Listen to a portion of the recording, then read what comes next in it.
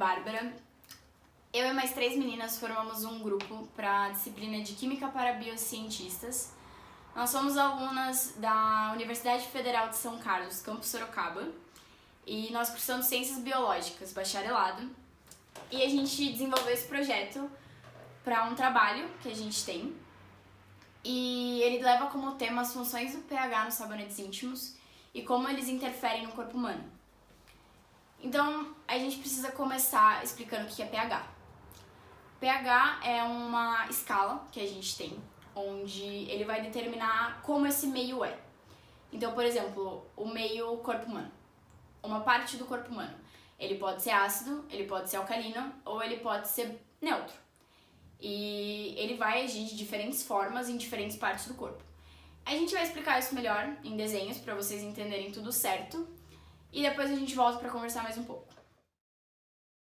A escala de potencial de hidrogênio, ou seja, pH, é uma escala logarítmica transformada em números inteiros para facilitar o entendimento, pois caso contrário, os números seriam muito pequenos e não seriam perceptíveis facilmente.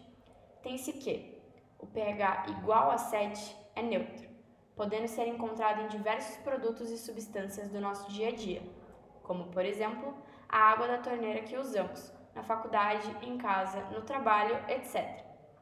Por outro lado, nessa escala, entende-se que pH alcalino, ou seja, básico, é aquele com um valor acima de 7, sendo que alguns exemplos são a água sanitária com pH 13, o ovo com pH 8.5 e o leite de magnésia com pH 10.5, entre outros. Em contrapartida, tem-se que o pH abaixo de 7 é ácido, e ele pode ser encontrado no vinagre, com pH 2.4, ou no ácido clorídrico, com pH 0.1. É importante lembrar que essa escala pode ser crescente ou decrescente dependendo do ponto de vista a ser observado. Assim como dito no início do vídeo, o corpo humano apresenta diferentes pHs dependendo da região. Eis alguns exemplos. Internamente, no sistema digestivo, o estômago possui um pH 0.9 a 2 e o intestino delgado possui um pH aproximadamente neutro. Na parte exterior, temos que as axilas possuem um pH de 6.3 a 6.5. Já a pele possui um pH entre 4.7 a 5.7. E por fim, a vagina com um pH entre 3.8 a 4.2. Bom, agora que vocês estão contextualizados no que é pH e como que ele se apresenta no corpo humano, a gente precisa continuar a nossa conversa. Como a gente falou pra vocês, a vagina tem um pH ácido. E essa acidez, ela funciona como uma espécie de barreira para micro-organismos, como por exemplo bactérias, fungos, etc. E diversos hábitos que a gente tem, eles podem alterar esse pH e causar desequilíbrio. Então, por exemplo, o tecido da tua calcinha, a alimentação, a temperatura da água do banho, relações sexuais, tudo isso pode alterar o pH. E é aí que entram as doenças, podem entrar vermelhidão, coceira e muitas outras coisas. E é nesse momento que o produto químico, que é o sabonete íntimo, ele entra, porque ele vai funcionar como um regulador. Ele não é obrigatório. Então, por exemplo, você não precisa ficar usando ele 7 dias na semana para obrigatoriamente regular a sua flora vaginal. Não é assim que funciona. Ele vai regular, então ele vai servir como um agente que vai controlar o pH da região vaginal. Isso vai evitar, como por exemplo a candidíase, que é uma doença causada por fungos. E eles se proliferam se aproveitando justamente do desequilíbrio que é causado na flora vaginal. E sabendo disso, eu e o meu grupo, a gente fez uma pesquisa para saber como que a sociedade brasileira, as mulheres em questão, elas usam ou deixam de usar e quando começaram, o que entendem sobre o sabonete íntimo, e a gente vai disponibilizar isso para vocês agora. A pesquisa feita por meio do formulário do Google foi divulgada através das redes sociais, tendo início no dia 19 de junho e fim no dia 22. A primeira pergunta refere-se à faixa etária do público analisado. notou-se que 66,1% das pessoas entrevistadas possuíam 18 a 24 anos, 14,2% tinham 25 a 34 anos, com 10,2% se encontravam pessoas com mais de 35 anos e, por fim, 9,5% possuíam menos de 17 anos de idade. É importante ressaltar que a pesquisa realizada atingiu todas as regiões do país, sendo que 2,2% dos entrevistados estão localizados na maior região do Brasil, ou seja, Norte, com exceção do estado de Rondônia. Em seguida, 4,4% estão no Nordeste, com exceção do estado do Rio Grande do Norte. 1% dos entrevistados se encontram na região Centro-Oeste, não incluindo o estado do Mato Grosso. O maior índice foi de 87,9% no Sudeste, sendo a maior taxa em São Paulo, com 84,2%. Além disso, 3,6% estão localizados no Sul. A pesquisa atingiu inclusive outro país, sendo Portugal, com 0,3%. Infelizmente, 0,6% das pessoas não responderam corretamente.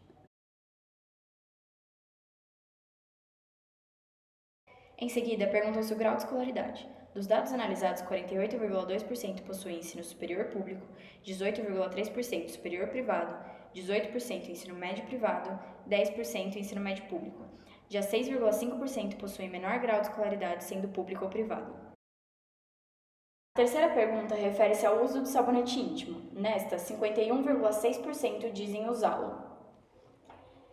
Em relação à frequência, 56,9% dizem usar diariamente, 15,7% dizem não regularmente,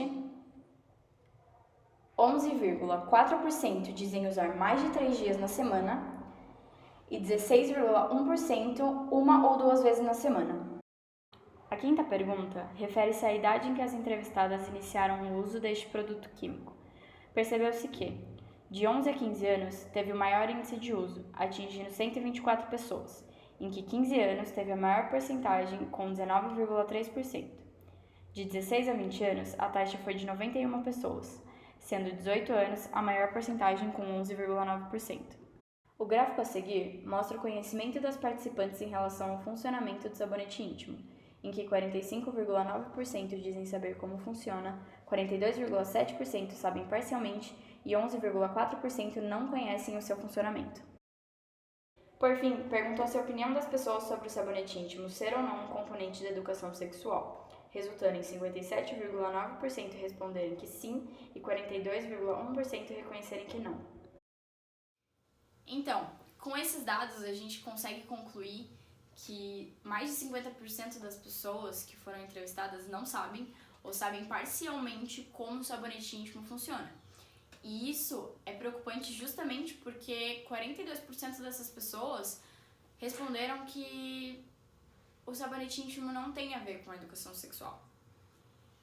Isso indica que a gente tem que colocar investimento nisso para as pessoas pararem de achar que a educação sexual tem apenas a ver com sexo e começarem a entender que a educação sexual ela tem a ver também com você entender o seu corpo, com você saber como você pode prevenir certas doenças, como você pode cuidar de certas doenças para se curar e etc.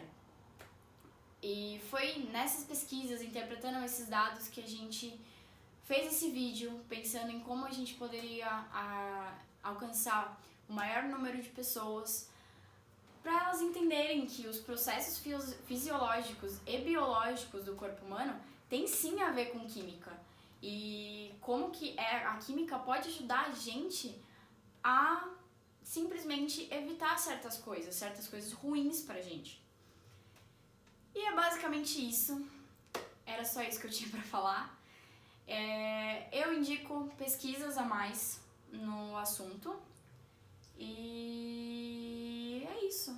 Muito obrigada por terem assistido e até uma próxima.